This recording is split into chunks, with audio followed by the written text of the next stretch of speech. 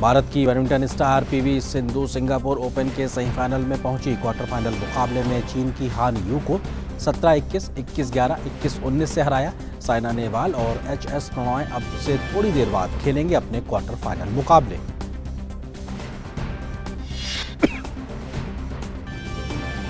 विश्व athletics championship की आज से होगी शुरुआत। अमेरिका पहली बार इस प्रतियोगिता का कर रहा है आयोजन। नीरज चोपड़ा की अगुवाई में 22 सदस्यीय भारतीय दल अपनी चुनौती करेगा पेश।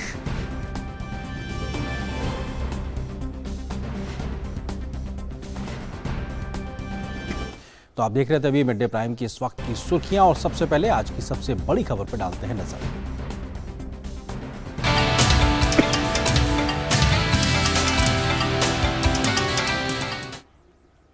केंद्रीय स्वास्थ्य एवं परिवार कल्याण मंत्री मनसुख मांडविया ने नई दिल्ली स्थित निर्माण भवन में लगे कोविड टीकाकरण केंद्र में निःशुल्क एहतियाती टीके लगाने के लिए 75 दिवसीय कोविड टीकाकरण अमृत महोत्सव की आज से शुरुआत की है। विशेष अभियान का उद्देश्य 18 साल से अधिक उम्र के पात्र लोगों को कोविड टीके की एहतियाती खुराक देने के काम में तेजी लाना है। ये विशेष कोविड टीकाकरण अभियान आज़ादी का अमृत महोत्सव का हिस्सा है। ये अभियान आज से शुरू होकर 30 सितंबर तक 75 दिनों के लिए चलेगा। एहतियाती खुराक के लिए पात्र लोगों में 18 वर्ष या इससे अधिक के सभी व्यक्ति शामिल हैं जिन्होंने दूसरी खुराक लगाने की तारीख के बाद 6 महीने या 26 सप्ताह का समय पूरा कर लिया है। आज़ादी के अमृत महोत्सव के अवसर पर माननीय प्रधानमंत्री जी ने 15 जुलाई से 75 दिन तक प्रिकॉशन डोज देश के सभी 18 एवं नागरिक को फ्री किया है। इस उपलक्ष्य में आज हेल्थ मिनिस्ट्री के सभी एम्प्लॉयज़ को प्रिकॉशन डोज देने के लिए स्पेशल सेंटर चालू किया गया है। आज सुबह से लाइन लगी हुई है, सभी लोग प्रिकॉशन डोज लगा रहे हैं। देश के सभी 18 एबव नागरिकों को मेरा आग्रह है कि आप भी प्रिकॉशन डोज लगाइए।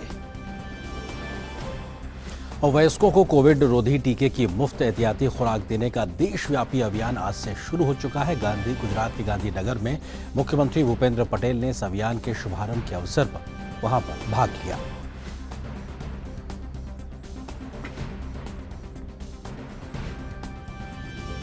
देश भर में 75 दिनों तक आज से इस अभियान की शुरुआत हुई, और ये तस्वीरें आप गुजरात की देख रहे हैं जहां पर वहां के मुख्यमंत्री भी पहुंचे और इस अभियान में लोगों को प्रोत्साहित करने के लिए वो वहां मौजूद रहे।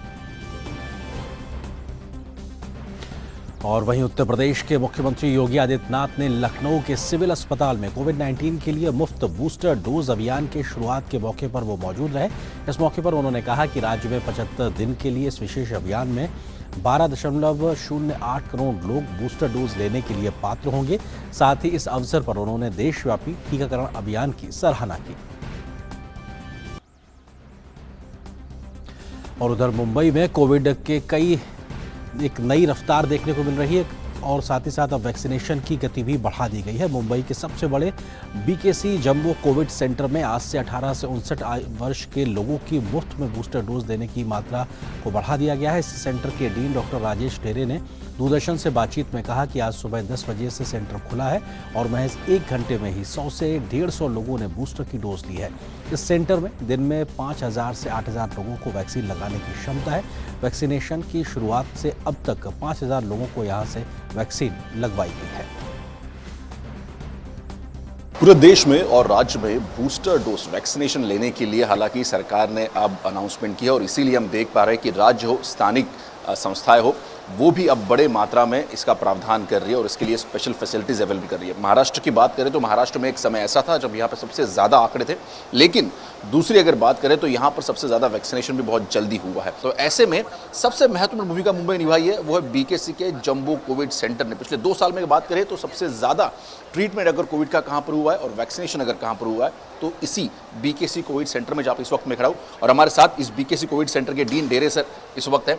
सर, फिर से एक बार कमर कस ली है सरकारों ने, खास तौर पर बूस्टर डोज के लिए, और कारण ये भी दिया जा रहा है कि बूस्टर डोज का इस वक्त अगर देखा जाए परसेंटेज काफ़ी कम है। तो ऐसे में बीकेसी कोविड सेंटर आप स्वयं यहाँ पर किस प्रकार से तैयारी करें कि ज़्यादा से ज़्यादा लोगों को ये वैक्सीनेशन मिले? मेरी आशा है कि बीकेसी वैक्सीनेशन सेंटर पहले समय 5-6-7 हज़ार पर डे कर चुकी है, इतनी बड़ी कैपेसिटी है। और आशा करते हैं कि आज से ये जो पहल है और लोगों का प्रतिसाद देखते हुए आज 1000 का आंकड़ा हम कम से कम कर पाएंगे।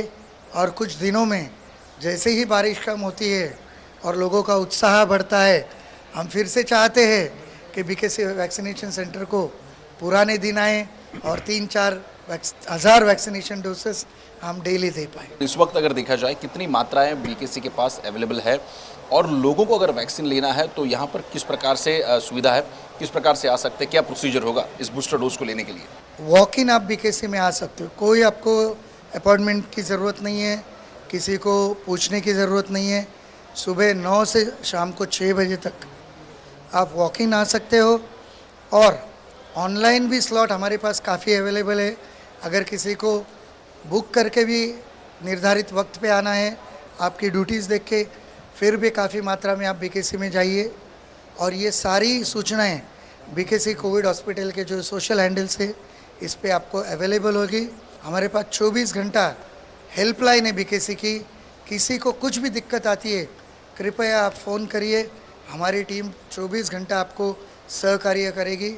अब तक बीकेसी की बात करें तो फिर जितने फेज़ हुए अलग अलग, कितने लोगों को वैक्सीनेशन बीकेसी सेंटर से अब तक मिली है, क्या आंकड़ा होगा इसका? अब तक हमने 5 लाख डोसेस दे चुके हैं।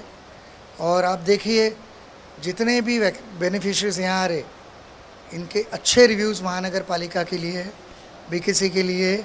और ये सारा हमारे जो municipal commissioner sir Iqbal Singh Chahal sir और हमारे डॉक्टर संजीव कुमार सर, इनके गाइडेंस के अंडर हो रहा है। हम भी अपील करते हैं सभी लोगों से जिन्होंने अब तक बूस्टर डोज नहीं लिया, खास तौर पर अगर बात करें हम 18 से 59 की जो एज है, इस एज ग्रुप में वो जल्द से जल्द अपने नियरतम जो भी कोविड सेंटर हो वहाँ पर जाके जो है वैक्सीन की मात्रा ज़रूर ले। शिवशिलार, डीडी न्यूज़, मुंबई। कल हमने न्यूज़ में देखा था कि यहाँ की सरकार ने ये बूस्टर डोज का आज से शुरू हो रहा है, तो इसलिए आज हमने सुबह में इधर आ गए। तो शुरू है तो अच्छा है काम और बढ़िया काम है। दोनों पहला डोज लिया, दूसरा डोज लिया और इधर ही लिया, गुजरात में नहीं लिया, इधर ही लिया है, महाराष्ट्र में लिया है और ये यहीं पे ही लिया है, बीकेसी में लिया है। और फिर हमको पता चला, शाम को न्यूज़ देखा कि भाई बूस्टर डोज चालू होने वाला है, तो हम इधर मार्केट में ही आते हैं काम करने के लिए। तो फिर मेरे मित्र ने कॉल किया कि भाई इधर बूस्टर डोज चालू हो गया है, आप आ जाओ। तो हम दोनों चल के इधर आ गए वॉकिंग। और उधर मध्य प्रदेश के भोपाल में भी लोगों को बूस्टर खुराक के रूप में तीसरा डोज दिया जा रहा है। ये टीकाकरण अभियान 75 दिनों तक चलता रहेगा। केंद्र सरकार ने 18 वर्ष से ऊपर की आयु के लोगों के लिए फ्री वैक्सीनेशन जो है प्रिकॉशन डोज, उसकी शुरुआत कर दी है और उसके तहत अगले 75 दिनों तक ये जो डोज है वो फ्री लगाया जाएगा। भोपाल के एक वैक्सीनेशन सेंटर पर हम मौजूद हैं। अब देख सकते हैं ये जो लोग हैं ये अपना अपना टोकन नंबर जो ऑफलाइन रजिस्ट्रेशन करा रहे हैं उन लोग यहाँ पर पहुंचकर ही करवा पा रहे हैं। इसके अलावा जो ऑनलाइन रजिस्ट्रेशन हो रहा है तो उसके तहत टोकन लेकर वो जो वैक्सीनेशन सेंटर है वहां पर पहुंच रहे हैं और यहाँ पर जो वैक्सीन है वो उन्हें लगाई जा रही है। इस तरीके से वैक्सीनेशन को लेकर आज से जो ड्राइव शुरू हुआ है, कितने मरीज पहुंच रहे हैं और किस तरीके से जो लोग हैं वो वैक्सीन लगवा पा रहे हैं? अभी तक 20 से 25 लोग आ चुके हैं लगवाने बूस्टर डोज। आज से 18+ वालों को सबको फ्री में लग रहा है 75 दिन तक। डोज आपने लगवाया है, कितना जरूरी मानते हैं? सर जैसे आप देख रहे हैं केसेस बढ़ रहे हैं तो बहुत ज़रूरी सेफ्टी के लिए, और अपन से जो दूसरे लोग कांटेक्ट में आ रहे हैं उनकी सेफ्टी के लिए ज़्यादा ज़रूरी है। जैसे घर में सीनियर सिटीजन है, छोटे बच्चे, उनकी सेफ्टी के लिए ज़्यादा ज़रूरी है। आपने वैक्सीन लगवाई, कितना ज़रूरी मानते हैं? जी बहुत ज़रूरी है, क्योंकि जैसे जैसे कोविड के नए म्यूटेंट आ रहे हैं तो सबको बूस्टर डोज लगवानी चाहिए जिससे और सुरक्षित रहें सब लोग। तो जिस तरीके से युवाओं में देखें या 18+ से ऊपर के जो लोग हैं 59 की एज तक के सभी लोग जो है उन्हें ये वैक्सीन लगवाने के लिए अगले 75 दिन का जो समय है वो यहाँ पर दिया गया है। कैमरा पर्सन श्रीराज के साथ दीपक जैन, डीडी न्यूज़, भोपाल। और आपको सीधे लिए चलते हैं कोलकाता, जहां पर रक्षा मंत्री राजनाथ सिंह एक कार्यक्रम में संबोधन दे रहे हैं। हमारे ट्रेड रिलेशंस भी हुआ करते थे। 11वीं सेंचुरी में यह प्रांत भारत की स्ट्रांग नेवल पावर का साक्षी बनता है, जब राजेंद्र चोल प्रथम अपनी नौसेना के सहारे बे ऑफ बंगाल और सिलोन, जावा, सुमात्रा आज के विजय अभियान पर निकलते हैं। वे अब बंगाल पर उनके अधिकार के कारण यह जल क्षेत्र चोल लेक कहलाया। और साथियों, 15वीं सेंचुरी में चैतन्य महाप्रभु ने भक्ति योग का प्रचार प्रसार कर आम जन को समरसता का पाठ पढ़ाया है, हार्मनी का पाठ पढ़ाया और उन्हें अध्यात्म से जोड़ने का भी काम किया। 19वीं सेंचुरी में यह प्रांत नव जागरण का प्रवेश द्वार बना और राजा राम मोहन राय जैसे विद्वानों और समाज सुधारकों ने एक ओर पूरे देश में सामाजिक परिवर्तन की शुरुआत की तो दूसरी ओर भारतीयों की पश्चिम के ज्ञान विज्ञान से परिचय कराने में एक ब्रिज का काम किया। महर्षि अरविंद और स्वामी विवेकानंद ने स्पिरिचुअलिज्म यानी अध्यात्म को राष्ट्र और समाज से जोड़ते हुए उसे व्यवहारिक धरातल पर लाने का काम किया। बंकिम चंद्र चटर्जी, गुरुदेव रविन्द्रनाथ टैगोर और शरद चंद्र चटर्जी जैसे साहित्यकारों ने विश्व स्तरीय साहित्य रचकर आम जन के सुख दुख को व्यापक अभिव्यक्ति देने का काम किया। ईश्वर चंद्र विद्यासागर ने तत्कालीन शिक्षा को आधुनिकता से जोड़ने का काम किया तो केशव चंद्र सेन दर्शन के क्षेत्र में परंपरा और आधुनिकता को एक साथ लेकर चलने वाले वह यात्री बने। साइंस के क्षेत्र में भी यहाँ के जगदीश चंद्र बसु, सत्येंद्र नाथ बोस जैसे साइंटिस्ट ने अनेक महत्वपूर्ण कंट्रीब्यूशंस दिए हैं। इसी मॉडर्न अप्रोच के चलते किसी समय महात्मा गांधी जी के राजनीतिक गुरु श्री गोपाल कृष्ण जी गोखले ने बिल्कुल सही कहा था, what Bengal thinks today India thinks tomorrow. Bengal जो आज सोचता है भारत उसे बाद में सोचता है। यहाँ के महिलाओं की भूमिका विदेश के इतिहास में कम नहीं रही है। मैं याद दिलाना चाहता हूं आप सबको बेगम रुकैया जो कि एक प्रोमिनेंट फेमिनिस्ट थिंकर मानी जाती थी, वेस्ट बंगाल की राइटर, एजुकेटर और पॉलिटिकल एक्टिविस्ट थी। इस धरती की बेटी थी। भारतीय स्वतंत्रता संग्राम में अपनी भूमिका निभाने वाली बीना दास का भी नाम आप लोगों ने सुना होगा। वह बीना दास अपने समय की बहुत ही रिनाउन, मानी जानी, प्रसिद्ध व क्रांतिकारी। इसी तरह इस भूमि से जुड़े अनेक महिलाएं जिन्होंने न केवल बंगाल बल्कि पूरे देश में अपना नाम रोशन किया है। आज जब हमारा देश अपनी आजादी के 75वें वर्ष में आजादी का अमृत महोत्सव मना रहा है तो मातृभूमि के लिए अपना सर्वस्व बलिदान कर देने वाले बंगाल के वीर सपूतों को भला मैं कैसे भूल सकता हूं। जतिन्द्र नाथ मुखर्जी अथवा बाघा जतिन जैसे क्रांतिकारी ने आम जन को अपने साथ जोड़ते हुए उनके अंदर गुलामी से लड़ने की वह ताकत दी। खुदीराम बोस जैसे वीर सेनानी जिन्होंने महज 19 वर्ष की उम्र में देश की आजादी के लिए फांसी का फंदा हंसते हंसते चूम लिया था। और नेताजी सुभाष चंद्र बोस को कौन नहीं जानता है।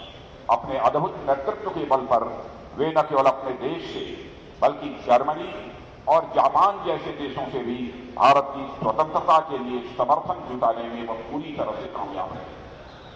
बताया जाता है कि जर्मनी से सुमात्रा तक की अपनी यात्रा में लगभग 90 दिन उन्होंने जर्मन और जापानी सबमरीन में गुजारे थे। आज नेताजी हमारे बीच होते तो स्वदेशी यानी इंडिजिनस शिप्स और सबमरीन लेकर निश्चित रूप से वह गौरवान्वित होते और नेताजी सुभाष चंद्र बोस को अत्यधिक प्रसन्नता होती। मानवता और सांस्कृतिक राष्ट्रवाद के प्रबल समर्थक डॉक्टर श्यामा प्रसाद मुखर्जी की भी जन्मभूमि यही रही। उनसे लेकर सत्यजीत रे, पूर्व राष्ट्रपति भारत रत्न श्री प्रणब मुखर्जी, नोबेल पुरस्कार विजेता फेमस रामेश्वरी अमर्त्य सेन और अभिजीत बनर्जी तक की परंपरा हम देखें तो शायद ही कोई ऐसा क्षेत्र होगा जिसमें बंगाल की धरती ने अपना योगदान न दिया। कला, साहित्य, संगीत, धर्म, दर्शन, खेल, विज्ञान, अध्यात्म और तो आप इसी तस्वीरें देख रहे थे कोलकाता से, जहां पर युद्धपोत दूरागिरी के जलावतरण के मौके पर रक्षा मंत्री राजनाथ सिंह वहां कार्यक्रम को संबोधित कर रहे थे। साफ तौर पे बंगाल का किस प्रकार का एक योगदान है इस बात को भी साफ तौर पे वो रेखांकित करते हुए, और इस सीधी तस्वीरों से पहले हम जिक्र कर रहे थे किस प्रकार से लगातार कोविड की जो वैक्सीन है उसकी एक स्पेशल ड्राइव आज से शुरू हुई है। उसी खबर पर हम वापस लौटते हैं। कैबिनेट सचिव राजीव गौबा ने सभी राज्यों और केंद्र शासित प्रदेशों के मुख्य सचिवों के साथ आज वो बैठक कर रहे हैं। यह बैठक अगले 75 दिनों के लिए शुरू किए गए मुफ्त एहतियाती टीके अभियान को लेकर की जा रही है।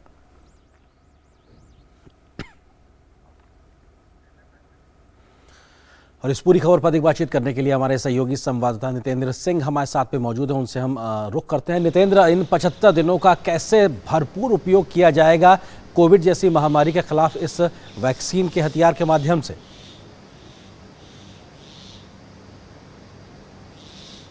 देखिए अरिंद्र, व्यापक तैयारी की गई है इसके लिए और कल ही केंद्रीय स्वास्थ्य सचिव ने सभी राज्यों के साथ बातचीत की थी कि वो इस अभियान को बहुत तेज गति से आगे बढ़ाया। साथ ही साथ आज 11 बजे कैबिनेट सेक्रेटरी ने भी तमाम राज्यों के जो मुख्य सचिव हैं उनके साथ बैठक की है और उनको भी बोला है कि 75 दिन तक इस प्रिकॉशन डोज के जो अभियान है आज़ादी का अमृत महोत्सव के मौके पर इसको व्यापक तौर पे इसको प्रचार प्रसार किया जाए और कैंप लगा करके वैक्सीनेशन ड्राइव को आगे बढ़ाया जाए। साथ ही साथ आज हमारे पीछे आप देख रहे हैं स्वास्थ्य मंत्रालय के अपने कैंपस में भी उन्होंने एक वैक्सीनेशन सेंटर बनाया है। यहाँ पर सुबह से काफ़ी भीड़ थी। जो कर्मचारी अधिकारी स्वास्थ्य मंत्रालय के हैं उन्होंने प्रिकॉशन डोज लिया और केंद्रीय स्वास्थ्य मंत्री खुद यहाँ पर आए थे और उन्होंने देखा था, जायजा लिया था कि किस तरह की व्यवस्था है। इसके अलावा इस तरह के जो दूसरे मंत्रालय हैं या फिर जो सरकारी दफ्तर हैं वहाँ पर भी निर्देश दिया गया है कि वहाँ भी कैंप लगा करके वैक्सीनेशन ड्राइव को आगे बढ़ाया जाए। साथ ही साथ जो रेलवे स्टेशन है, बस अड्डा है या फिर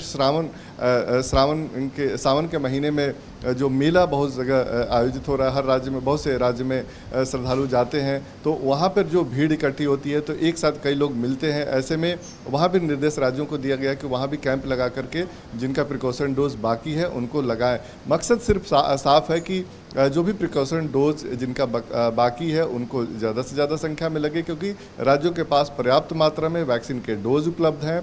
और जो एक गैप थी, पहले 9 महीने का गैप था दोनों डोज लेने के बाद, उसको कम किया गया है। जो एक्सपर्ट है उनके एडवाइस पे सरकार ने फैसला लिया है। अब 6 महीने के अगर दूसरी डोज आपने लिया है और 6 महीना आपका पूरा हो गया है तो आप प्रिकॉशन डोज ले सकते हैं। अब मुफ्त में मिल रहा है। जितने भी सरकारी जो टीकाकरण केंद्र है वहाँ पर मुफ्त में मिल रहा है। इससे पहले 60 साल से अधिक उम्र के जो लोग थे या फिर जो हेल्थ केयर वर्कर थे या फिर फ्रंट लाइन वर्कर थे उनको सरकारी केंद्रों पर मुफ्त टीकाकरण होता था, लेकिन अब 18 साल से अधिक उम्र के लोगों को मुफ्त में टीकाकरण हो रहा है। इससे फ़ायदा ये होगा कि संक्रमण के इसकी जो गंभीरता होती है, अगर कोई संक्रमित होता है गंभीर रूप से वो बीमार वो नहीं पड़ेंगे, अस्पताल में भर्ती होने की ज़रूरत नहीं पड़ेगी, क्योंकि अभी हम देख रहे हैं कि देश में अभी केस हर दिन करीब औसतन 20,000 के आसपास केस आ रहा है। ऐसे में ज़रूरी है कि जिनका अभी ड्यू है बाकी है वो जरूर प्रिकॉशन डोज लगवाएं। बिल्कुल, जिसका भी प्रिकॉशनरी डोज का अगर ड्यू है तो निश्चित तौर से आगे आना चाहिए और अपना वैक्सीन का डोज लेना चाहिए। बहुत बहुत शुक्रिया नितेंद्र हमारे साथ जुड़ने के लिए, इस विषय पर हमसे विस्तार से बात करने के लिए। फिलहाल एक छोटे से ब्रेक के लिए रुकते हैं, बहुत जल्द हाजिर होते हैं।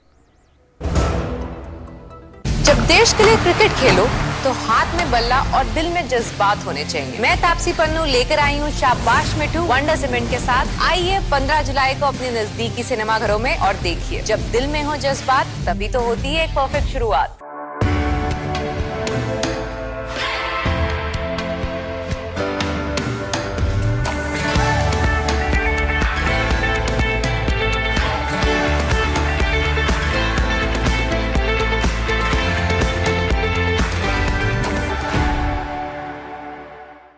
Power Grid, a Maharatna PSU of Government of India, largest transmission utility of country, embarked on one such remarkable journey to establish one nation, one grid, one frequency, culminating into one electricity market. Power Grid, transmitting power, transforming lives. Kaveri रंग छायो खुशियों से मन गायो, कावेरी रंग छायो खुशियों। कावेरी मेहंदी कोन हाथों पर उतरे प्यार के गहरे रंग।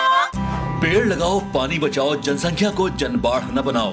IME Sahibabad, Ghaziabad, NCR। 27 years of excellence in higher education offers Radhika scholarship up to 50% of college fees.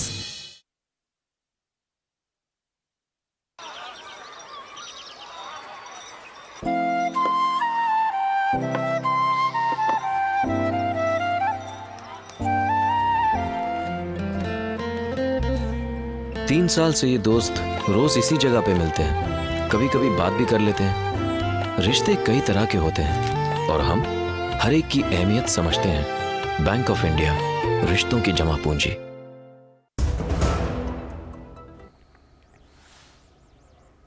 Kerala में मंकी पॉक्स के पहले मामले को देखते हुए केंद्रीय स्वास्थ्य और परिवार कल्याण मंत्रालय ने कल केरल के कोल्लम जिले में मंकी पॉक्स के पुष्ट मामले के मद्देनजर सार्वजनिक स्वास्थ्य उपायों को स्थापित करने में राज्य के स्वास्थ्य अधिकारियों के साथ सहयोग करने के लिए एक उच्च स्तरीय टीम केरल भेजी है। टीम में राष्ट्रीय रोग नियंत्रण केंद्र, आरएमएल अस्पताल के डॉक्टर और विशेषज्ञ सहित स्वास्थ्य और परिवार कल्याण मंत्रालय के वरिष्ठ अधिकारी शामिल हैं।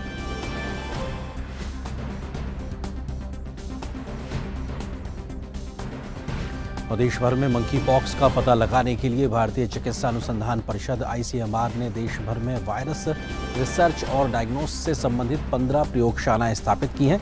ICMR की ओर से ट्वीट करके ये जानकारी दी गई है। ICMR ने ट्वीट में लिखा है कि मंकी पॉक्स का पता लगाने के लिए और इससे लड़ाई के लिए देश की तैयारियों में मदद करने के लिए देश भर में 15 वायरस अनुसंधान और नैदानिक प्रयोगशालाएं स्थापित की गई हैं। ये प्रयोगशालाएं देश के विभिन्न भागों में फैले हुए हैं और रणनीतिक रूप से बनाए गए हैं। इनको पहले ही ICMR NIV पुणे द्वारा नैदानिक परीक्षण में प्रशिक्षित किया जा चुका है।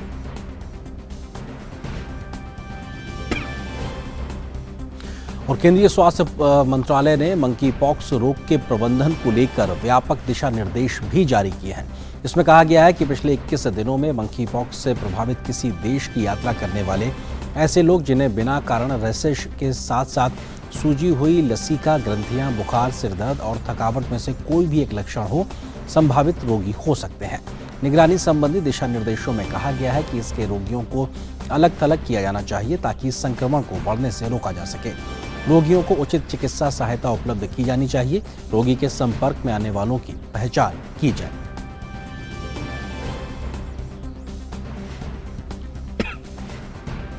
आगे बढ़ते हैं, नजर डालते हैं इस वक्त की कुछ और ताजा तरीन खबरों पर।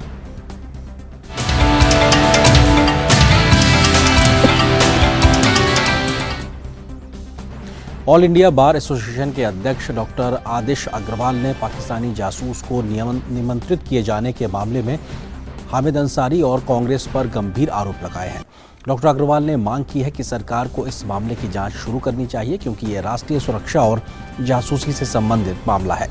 डॉक्टर अग्रवाल ने आरोप लगाया है कि हामिद अंसारी और उनके दोस्त जामा मस्जिद यूनाइटेड फोरम के सम्मेलन में पाकिस्तानी पत्रकार नुसरत मिर्जा के साथ दोस्ती कर रहे थे। उन्होंने कहा कि ऐसा लगता है कि हामिद अंसारी और जयराम रमेश ने सरकारी एजेंसियों और जनता को गुमराह करने के लिए जामा मस्जिद यूनाइटेड फोरम के सम्मेलन के बारे में खुलासा नहीं करने का फैसला किया। हामिद अंसारी साहब और उनके स्टाफ ने या और कांग्रेस के लीडर्स ने ये बोला कि जो जर्नलिस्ट है पाकिस्तान के वो हमारे इनविटेशन पे हमारी कॉन्फ्रेंस में आए, ये फैक्चुअली गलत है। ना हमने उनको इनविटेशन दिया था, ना ही वो उन्होंने हमारी कॉन्फ्रेंस किसी भी तरीके से अनइनवाइटेड या इनवाइटेड कॉन्फ्रेंस को अटेंड किया। OSD हैं वाइस प्रेसिडेंट के, उन्होंने कहा इनको वाइस प्रेसिडेंट साहब चाहते हैं कि इनको भी बुलाइएगा कॉन्फ्रेंस में, तो हम उसका मतलब नहीं समझे थे। हमने तो इसलिए नहीं बुलाया था क्योंकि टेररिज्म की हमारी कॉन्फ्रेंस है और उसके अंदर पाकिस्तान के जब हमने जजेज को नहीं बुलाया, वहाँ के बार लीडर्स को नहीं बुलाया, तो हम एक जर्नलिस्ट को किस लिए बुलाएं। पूर्व उपराष्ट्रपति हामिद अंसारी के कार्यक्रम में पाकिस्तानी जासूस के शामिल होने का मामला तूल पकड़ता जा रहा है। भाजपा ने इस मामले पर अंसारी और कांग्रेस पर फिर से हमला बोला है। पार्टी प्रवक्ता गौरव भाटिया ने दिल्ली में एक संवाददाता सम्मेलन के दौरान हामिद अंसारी और कांग्रेस पर कई सवाल उठाए हैं। देखिए ध्यान से, तस्वीर में ऊपर लिखा है सेकेंड इंटरनेशनल कॉन्फ्रेंस, उसके नीचे शीर्षक है टेररिज्म नेशनल एंड इंटरनेशनल, और 27 अक्टूबर 2009 को, और ध्यान दीजिएगा ये जो मुंबई का आतंकवादी हमला हुआ उससे 1 साल भी अभी नहीं बीता था, 1 साल भी नहीं बीता था, और बीच में बैठे हैं तत्कालीन उपराष्ट्रपति हामिद अंसारी जी। और ये देखिए मंच पे, कहीं और नहीं, ऑडियंस में नहीं, मंच पे बैठे हैं ये बहरूपीय पत्रकार पाकिस्तान के एजेंट नुसरत मिर्जा। और भाजपा प्रवक्ता ने इस पूरे मामले में कांग्रेस को भी जमकर घेरा है। कांग्रेस पार्टी का चरित्र यह है, सर्जिकल स्ट्राइक का प्रमाण मान लो, आर्मी चीफ को सड़क का गुंडा बताओ, जब पुलवामा में हमला हो तो उसको होम ग्रोन टेररिज्म बता दो। और इसीलिए आतंकवाद के खिलाफ जो मजबूत लड़ाई श्री नरेंद्र मोदी जी के नेतृत्व में हमारी सरकार लड़ रही है, उसमें सबसे कमजोर कड़ी कोई है तो वो हमारा विपक्ष और कांग्रेस पार्टी है। बीजेपी ने कहा है कि संवैधानिक पदों पर बैठे व्यक्ति के कार्यक्रम में शामिल होने वाले लोगों की जानकारी उनके कार्यालय को होती है। गौरव भाटिया ने कहा कि कांग्रेस ने ऐसे कार्यक्रम में जासूसों को शामिल कर देश की अखंडता को ठेस पहुंचाई है। संवैधानिक पदों पे जो व्यक्ति आसीन होता है, चाहे रहा हो, उसका हम आदर करेंगे, लेकिन देश से बढ़ के कोई नहीं है। अगर ऐसी जानकारी सामने आ रही है, इन सवालों के पूछे जाने से पहले ये जिम्मेदारी कांग्रेस पार्टी की थी, हामिद अंसारी जी की थी, सोनिया गांधी जी की थी कि वो जनता को स्पष्ट बताएं, सारी जानकारी दें। और अगर कोई गोपनीय जानकारी है, जैसा मैंने पिछली प्रेस वार्ता में कहा था, तो सरकार को साझा करें सीधा। और यहां पर एक और छोटे से ब्रेक के लिए रुकते हैं। हमने फसल बीमा योजना को अधिक प्रभावी बनाया, उसके दायरे में ज्यादा किसानों को लाए। नहीं है डर नहीं फिकर, मिली हमें नई डगर, फसल का करवा के बीमा किसान की चिंता को छीना। आज ही प्रधानमंत्री फसल बीमा योजना से जुड़ें और निश्चिंत हो जाएं। कृषि एवं किसान कल्याण मंत्रालय, भारत सरकार। नमस्ते बेटे। आंटी आप ही को मिस कर रहे थे। अमित कहाँ रह गया बेटे? आता ही होगा। सॉरी सॉरी सॉरी सॉरी छोड़ो, गिफ्ट का है? लाया ना, एक बर्थडे गिफ्ट में कई बर्थडे गिफ्ट्स। वो कैसे? LIC की Dhanrekha policy, guaranteed benefits, money back, maturity पे फुल पे आउट और सिर्फ हाफ टर्म तक का प्रीमियम पेमेंट। अब फिर पत्नी जी इसके साथ जो चाहे करे, jewellery shopping, house renovation, holiday. और उसके लिए तो टाइम पे आओगे ना? गारंटी। LIC धनरेखा, खुशियों का तोहफा। पेड़ लगाओ, पानी बचाओ, जनसंख्या को जनबाढ़ न बनाओ। IME Sahibabad, Ghaziabad, NCR। 27 years of excellence in higher education offers Radhika scholarship up to 50% of college fees. Kaveri रंग छायो, खुशियों से मन गायो, कावेरी रंग छायो, खुशी। कावेरी मेहंदी कोन, हाथों पर उतरे प्यार के गहरे रंग। ISI मम्मा, ISI। नो बेटा, हॉट है, पापा को लेट हो जाएगा। पापा ISI। गेट रेडी बेटा। मम्मी, हमारे घर में सभी प्रोडक्ट्स पर ISI का निशान क्यों है? ISI मार्क का मतलब है विश्वसनीय बेहतरीन क्वालिटी, ताकि हम सब सुरक्षित रहें। ISI मार्क जैसे पापा से है देश सुरक्षित, ISI मार्क से हम सब सुरक्षित। फसल बीमा से अब सुरक्षित, आत्मनिर्भर बन जाए किसान। AIC के संग मौसम की मार अब नहीं करेगी तंग, नुकसान की होगी पूरी भरपाई। AIC किसान का हमराही। Agriculture insurance company of India limited, संपन्न भारत की पहचान, बीमित फसल खुशहाल किसान। होंगे बच्चे स्वस्थ, भले फूलेगा बचपन, इन्हें पिलाओ मुगली घुट्टी 555।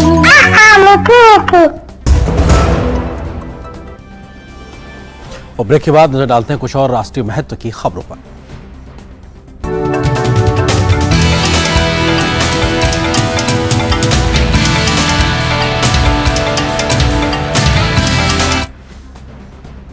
राष्ट्रीय प्राइम में सबसे पहले बात है शिक्षा से जुड़ी हुई। संयुक्त विश्वविद्यालय प्रवेश परीक्षा CUET अंडर ग्रेजुएट 2022 देश के 500 शहरों और बाहर के 10 शहरों में आज से शुरू हो गई है। यह परीक्षा 15, 16, 19, 20 जुलाई को होगी।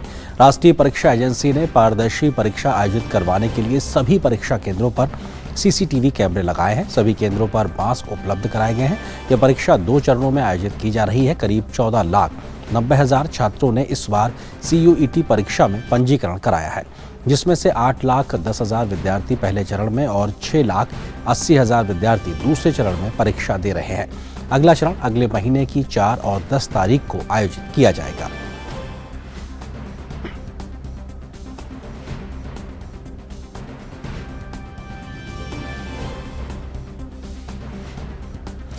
और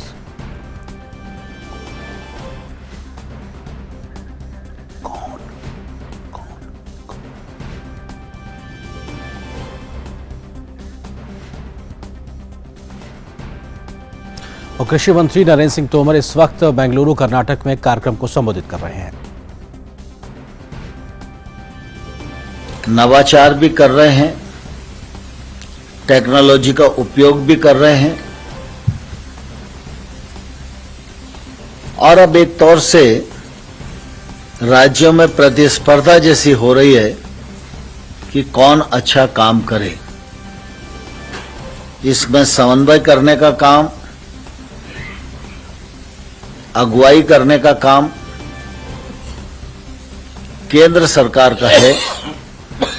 इसलिए समय समय पर हम लोग अधिकारी गणों के साथ, माननीय मंत्री गणों के साथ चर्चा करते रहते हैं।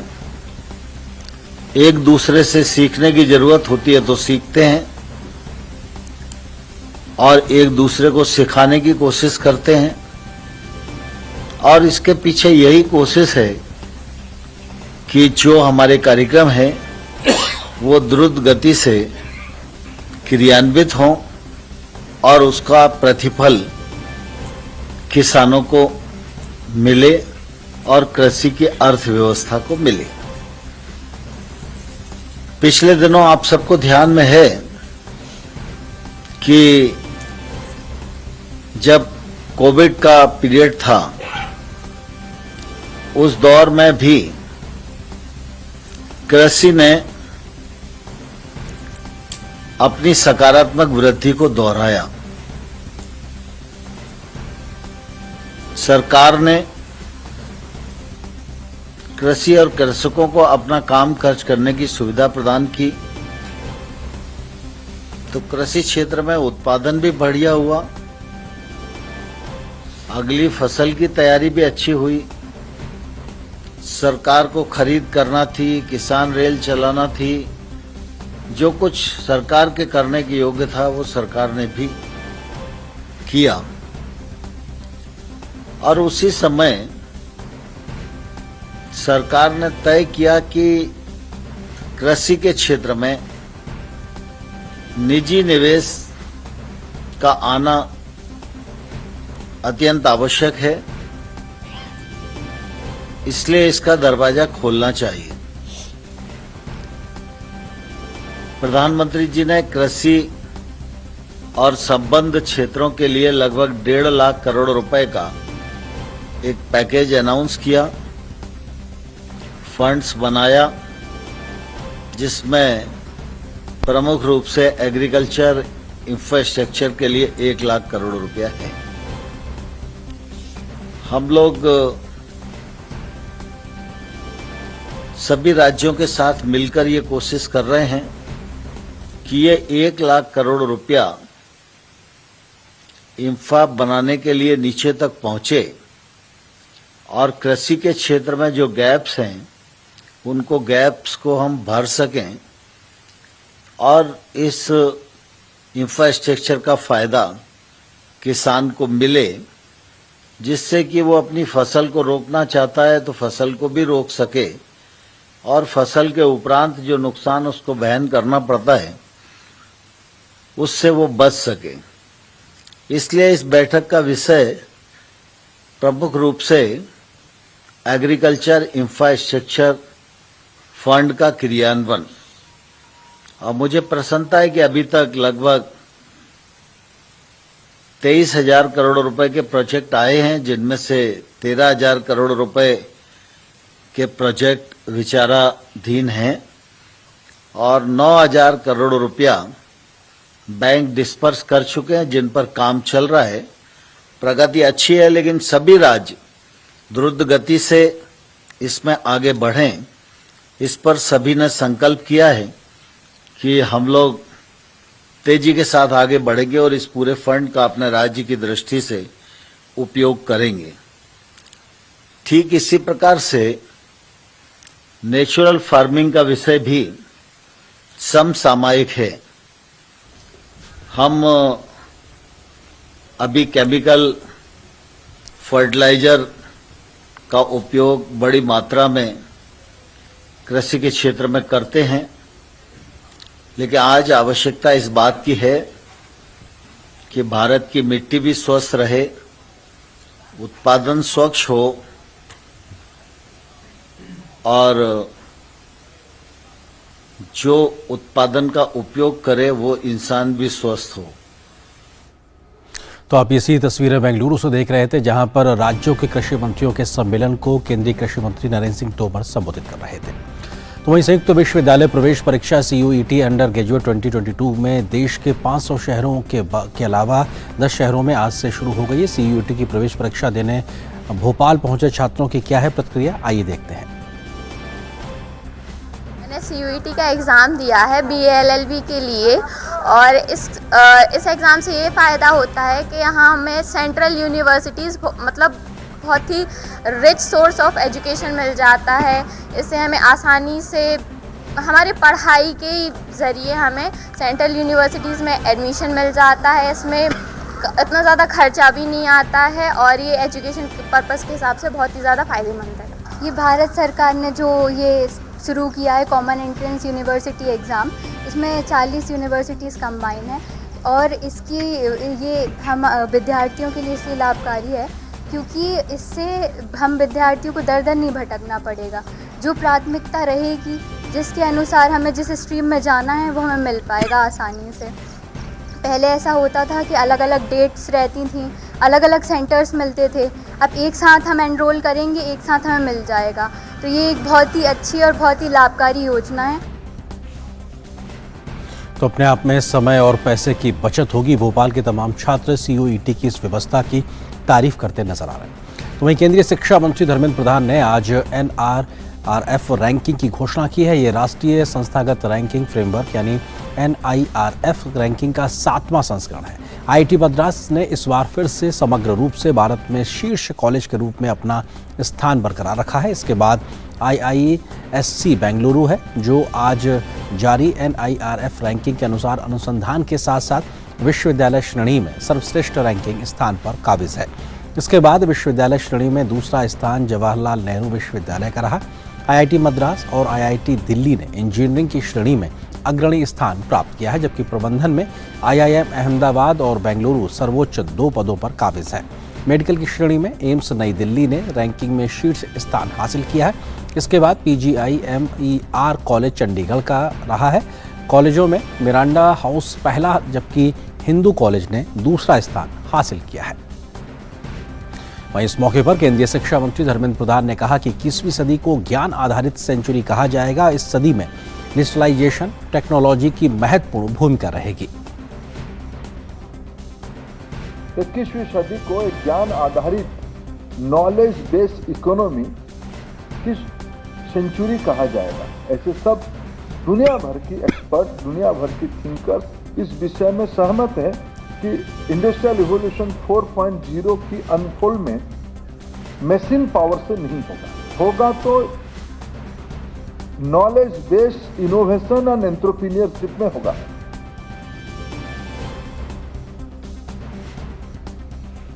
केंद्रीय शिक्षा मंत्री ने कहा कि हमें शिक्षा को किफायती करना है, इसलिए भारत सरकार ने डिजिटल यूनिवर्सिटी की कल्पना की है। शिक्षा को सामान्य विद्यार्थियों तक पहुंचाने के लिए हर प्रकार की तकनीक का उपयोग करेंगे। हमें शिक्षा को अफोर्डेबल करना है, इसलिए भारत सरकार इस बार डिजिटल यूनिवर्सिटी की कल्पना किया है। बहुत सारे अच्छे इंस्टीट्यूशन, आप जैसे अच्छे इंस्टीट्यूशन ODL की फ्रेमवर्क के अंदर अच्छे कोर्सेस भी चला रहे हैं, आप और चलाइए।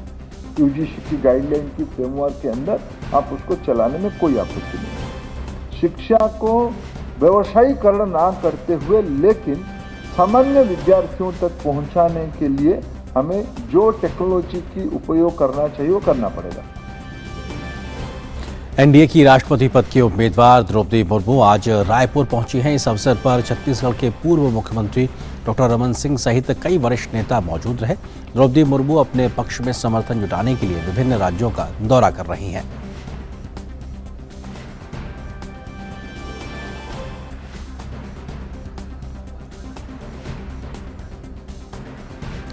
और एक बार फिर से चलते हैं कोलकाता, जहां पर इस वक्त युद्धपोत का जलावतरण कार्यक्रम जो चल रहा है, जहां रक्षा मंत्री राजनाथ सिंह जी मौजूद हैं। और निश्चित तौर से ये तस्वीरें उस कार्यक्रम की जहां पे युद्धपोत दूनागिरी का जलावतरण किया जा रहा है। और अपने आप में GRSE द्वारा ये युद्धपोत निर्मित है, जिसका आज जलावतरण किया जा रहा है। आपसे कुछ देर पहले हमने रक्षा मंत्री राजनाथ सिंह को भी सुना था। उन्होंने किस तरीके से देश की सेनाओं की क्षमता निर्माण को लेकर जिक्र किया था, कैसे स्वदेशीकरण लगातार सेना में बढ़ता जा रहा है उसका जिक्र किया था। और भारत की जो रक्षा क्षमताएं हैं खुद की दम पर वो बढ़ती दिखाई पड़ रही हैं। और दूनागिरी इस युद्धपोत पे लिखा हुआ है और ये किस तरह से भारत में ही निर्मित हुआ है, स्वदेशी इसका एक स्वदेशीकरण रहा है और भारत की क्षमताओं के प्रदर्शन के आधार पर इसको साफ तौर पे देखा जा सकता है। और इसके जलावतरण कार्यक्रम यानी कि जब ये बन रहा है उसके बाद में इसको ये इस्तेमाल करके जब ये समुद्र में पहुंचाया जा रहा है तो वो उस कार्यक्रम को जलावतरण कार्यक्रम के तौर पर देखा जा रहा है। और खुद रक्षा मंत्री राजनाथ सिंह जी यहाँ मौजूद हैं, तमाम नौसेना के वरिष्ठ लोग यहाँ मौजूद हैं। और युद्धपोत दूनागिरी अब नौसेना में शामिल होकर भारत की रक्षा पंक्ति को और ज्यादा मजबूत करेगा। कोलकाता से ये सीधी तस्वीरें और आप देख रहे हैं किस तरीके से एक बड़े समारोह के तौर पर, और इस समारोह का मौका है क्योंकि युद्धपोत दूनागिरी का जलावतरण हो रहा है। और आपने देखा कि कैसे रक्षा मंत्री राजनाथ सिंह ने अपने संबोधन में इस बात का जिक्र किया कि इंडिजिनस तरीके से कैसे हिंदुस्तान लगातार अपनी क्षमताओं को बढ़ाता जा रहा है। और यही क्षमताएं हैं जो भारत लगातार किस तरीके से जो आत्मनिर्भर भारत का जो उसका संकल्प उस दिशा में आगे बढ़ रहा है। आगे बढ़ते कुछ और खबरों से आपको रूबरू कराते हैं। सुहेलदेव भारतीय समाज पार्टी के प्रमुख OP राजभर ने राष्ट्रपति चुनाव को लेकर एक बड़ा ऐलान किया है। सुहेलदेव भारतीय समाज पार्टी ने राष्ट्रपति चुनाव में NDA उम्मीदवार द्रौपदी मुर्मू को समर्थन करने की घोषणा की है। पार्टी के अध्यक्ष OP राजभर ने इसकी घोषणा की। दरअसल सुहेलदेव भारतीय समाज पार्टी उत्तर प्रदेश में समाजवादी पार्टी के साथ गठबंधन में है। इसके बावजूद सपा प्रमुख अखिलेश यादव से इतर उन्होंने इस मुद्दे पर NDA गठबंधन के प्रत्याशी को समर्थन देने का ऐलान किया है। राष्ट्रपति जी का चुनाव आया, बड़ी चर्चा हुई। हमने अपनी पार्टी के नेताओं से बातचीत की, अपने 6 विधायकों से बातचीत की। जो मैं आपके बीच में नहीं था तो अपने विधायकों से बैठक करके बातचीत उनसे किया, पार्टी फोरम में बात रखी। और बात रखने के बाद हमने सबको अवगत कराया कि हमारी पार्टी राष्ट्रपति के चुनाव में द्रौपदी मुर्मू जी का समर्थन करती है। और यहाँ पर एक और छोटे से ब्रेक के लिए रुकते हैं।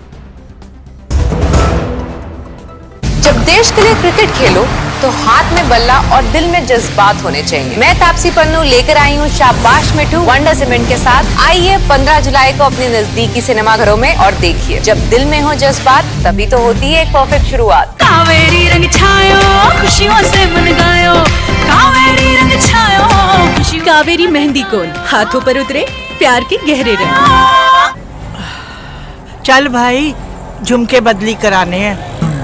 अरे आंटी ये रही सामने सोने की दुकान, यहाँ से बदलवा लो। पर खरीदा तो उस दुकान से था। अरे अगर हॉलमार्क का निशान है ना तो कहीं से भी अदला बदली करा लो, वो भी बिना किसी डर के। सच? हाँ, 16 आने। सोना कहीं भी खरीदो बेचो बेझिझक बेफिक्र हॉलमार्क के साथ। हॉलमार्क है तो सोना है।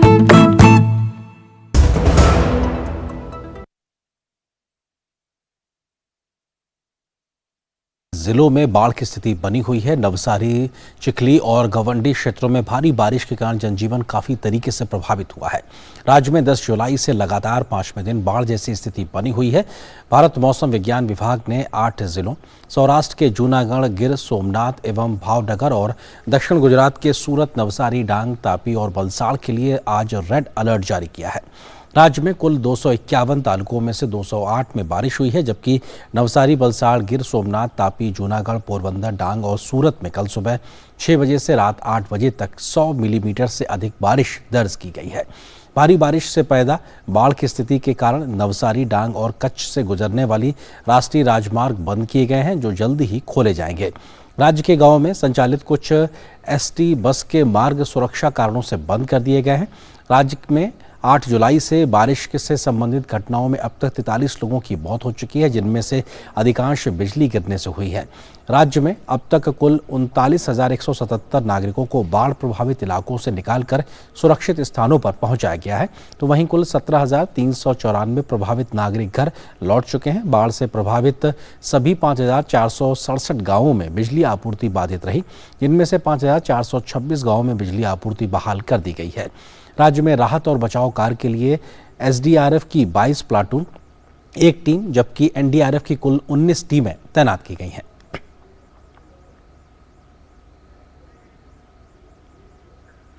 इस बीच गुजरात के मुख्यमंत्री भूपेंद्र पटेल ने भारी बारिश से प्रभावित क्षेत्रों की स्थिति पर लगातार वो नजर बनाए हुए हैं।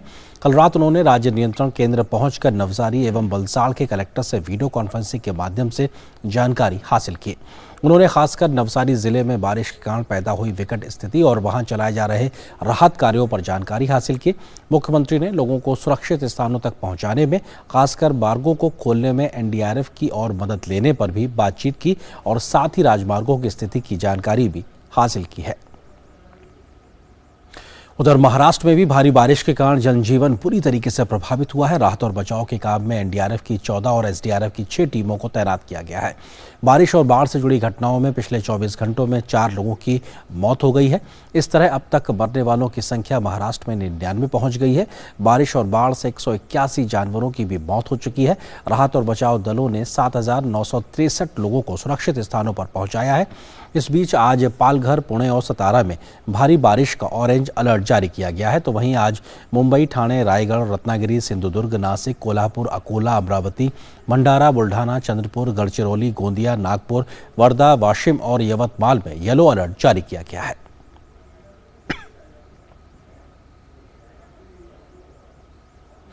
उधर तेलंगाना में लगातार हो रही भारी बारिश के कारण गोदावरी नदी उफान पर है। पिछले 1 सप्ताह से लगातार हो रही बारिश के कारण गोदावरी और उसकी सहायक नदियां राज्य के कई स्थानों पर खतरे के निशान पर बह रही हैं। राज्य के मंदिरों की नगरी भद्राचलम में स्थिति चिंताजनक है। भारी बारिश के कारण बाढ़ का स्तर लगातार घंटे दर घंटे बढ़ रहा है। यह आज सुबह 5 बजे 66.30 फीट पर था, जिसके बाद कि आज 70 फीट को पार करने की आशंका जताई गई है। भद्राचलम में भयावह स्थिति को देखते हुए राज्य सरकार यह सुनिश्चित करने के लिए सभी उपाय कर रही है कि किसी भी तरह की जान माल की हानि न होने पाए। इसमें नदी के जल ग्रहण क्षेत्रों में लोगों को सतर्क कर दिया गया है और 10,000 से अधिक को सुरक्षित स्थानों पर स्थानांतरित किया गया है। परिवहन मंत्री अजय कुमार और जिला प्रशासन ने भद्राचलम में डेरा डाला है और 24 घंटे बाढ़ की स्थिति पर नजर रखे हुए हैं। फिलहाल एक और छोटे से ब्रेक के लिए रुकते हैं।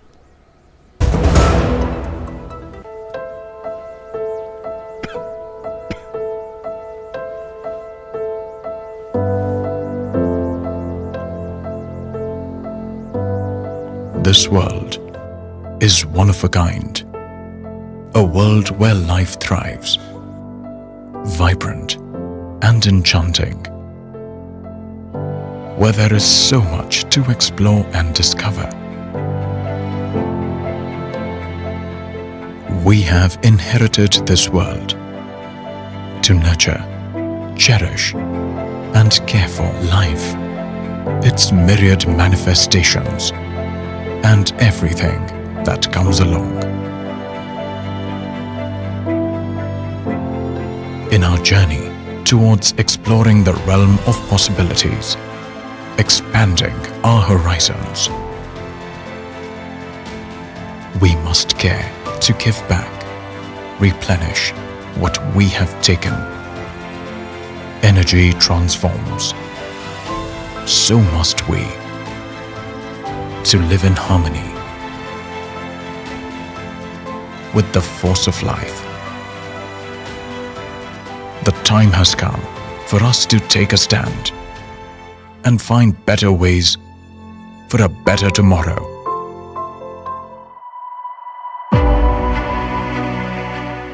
difficult is possible. The impossible, just a little difficult.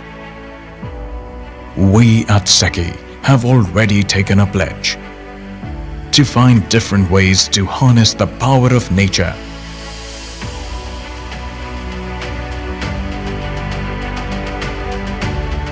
We innovate technologies that are bringing about a new revolution.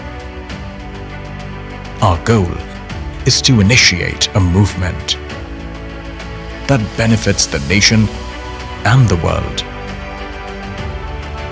Invigorate our partners, our stakeholders, to give our future generations a chance to embrace a renewed future. SECI.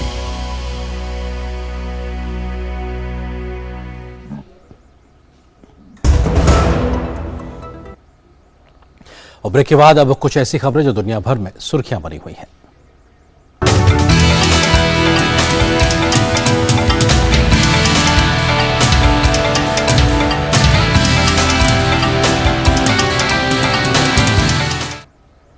विश्व prime में सबसे पहले बात श्रीलंका की। प्रधानमंत्री रानिल विक्रमसिंघे ने आज श्रीलंका के अंतरिम राष्ट्रपति के तौर पर शपथ ली है। श्रीलंका के नए राष्ट्रपति की नियुक्ति के लिए कल संसद का सत्र बुलाया गया है।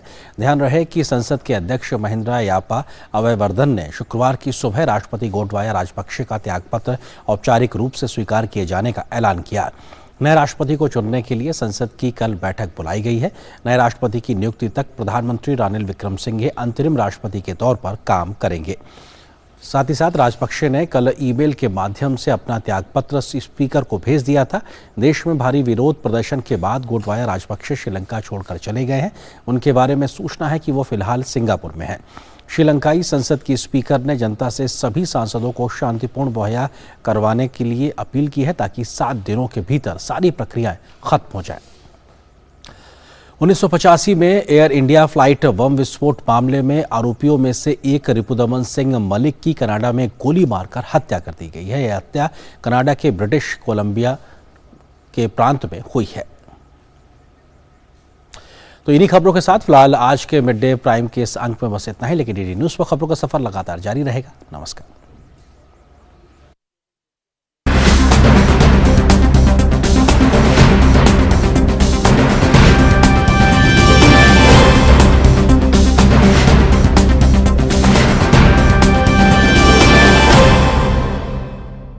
मिड डे प्राइम के प्रायोजक थे IME Ghaziabad, 27 years of excellence in higher education और बैंक ऑफ इंडिया, रिश्तों की जमा